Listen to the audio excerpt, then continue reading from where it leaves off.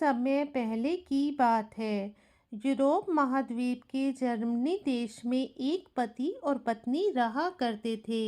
दोनों का एक दूसरे के सिवा और कोई नहीं था। विवाह के कई वर्षों उपरांत भी उनकी कोई संतान नहीं हुई। समय इसी प्रकार से गुजर रहा था कि अचानक एक दिन स्त्री को अपनी कोख में संतान की अनुभूति हुई और गर्भावस्था के दौरान उसको कुछ इस प्रकार महसूस हुआ कि उसको रेंपचेल नामक शाक खानी चाहिए। आसपास वह शाक कहीं भी उपलब्ध नहीं थी। पति पत्नी एक जादूगरनी के बगीचे के समीप ही रहते थे। पत्नी के मन की बात जब पति ने सुनी तो पति ने उससे वादा किया कि वह उसके लिए रेप जेल नाम की वह शाख साथ लेकर आएगा। बगीचे में चोरी से घुसकर उसने वह शाख अपनी पत्नी के लिए तोड़ी और यह क्रम कई दिनों तक चलता रहा। एक दिन बगीचे की मालकिन जादूगरनी ने, जिसका नाम डेम गोथेल था, उसे यह चोरी करते हुए देख लिया और जादूगरनी ने पति को बंधक बना लिया। पति जादूगरनी के सामने बहुत गिड़गिड़ाया और अंततः जादूगरनी एक शर्त पर वह शाख उसकी पत्नी के लिए देने के लिए राजी हो गई। शर्त यह थी कि संतान के जन्म के बाद ही वह उसे जादूगरनी को सौंप देगा। मायूस मन से पति ने उसकी यह बात मान ली और बच्चे के जन्म होते ही उसने जादूगरनी के हाथों अपनी पुत्री को सौंप दिया।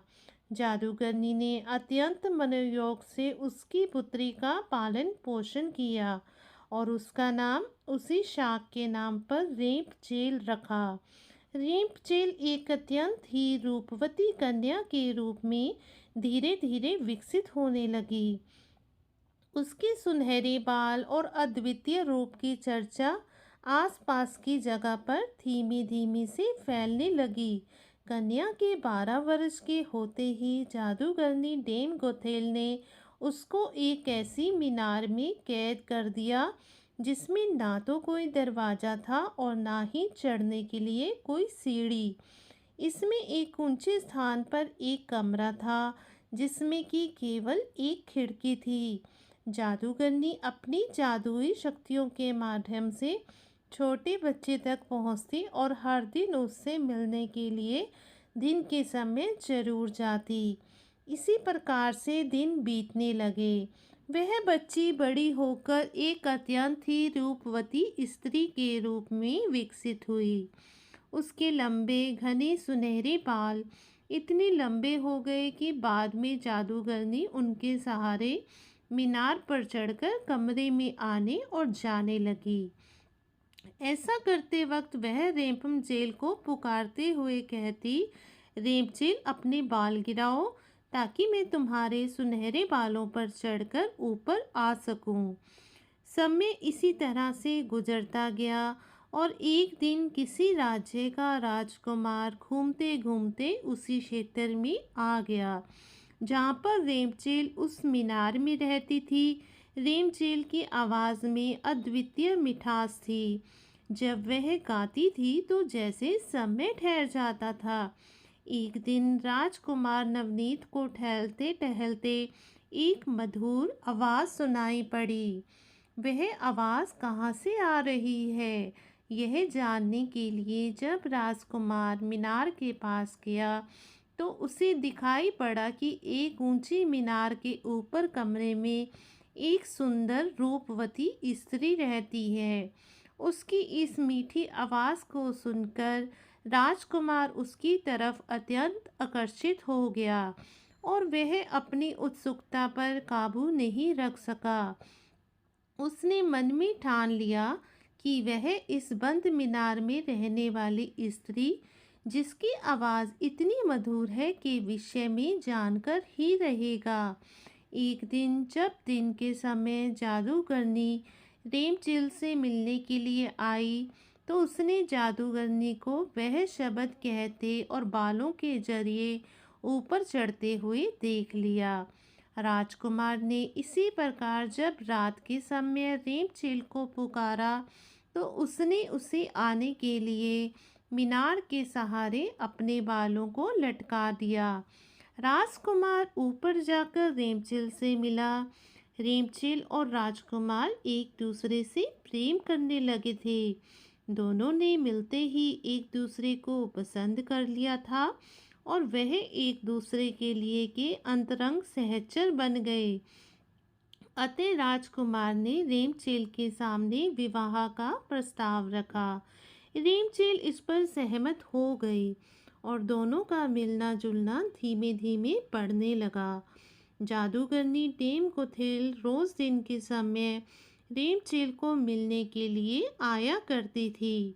राजकुमार और रेमचेल ने मिलकर एक योजना बनाई कि राजकुमार द्वारा दिए गए रेशम से रेमचेल एक सीढ़ी बनाएगी जिससे कि वह दोनों उस जगह से भाग सकें। रेमचेल की मूर्खता के कारण जादूगरनी डेम गुथेल को राजकुमार के रेमचेल के पास आने और उसके गर्भवती हो जाने का पता चल गया। जादूगरनी डेम गुथेल ने रेमचेल को मीनार से बाहर निकाल दिया और जंगली जानवरों के बीच से जंगल में विचरने को अकेला ही छोड़ दिया और वह स्वयं उस मीनार के कमरे में जाकर छुप गई। राजकुमार के चढ़ने के लिए उसने रेमचेल के बालों को काटकर उन्हें मीनार से बाहर लटका दिया ताकि राजकुमार ऊपर चढ़ सके और उसे कोई शंका भी ना हो।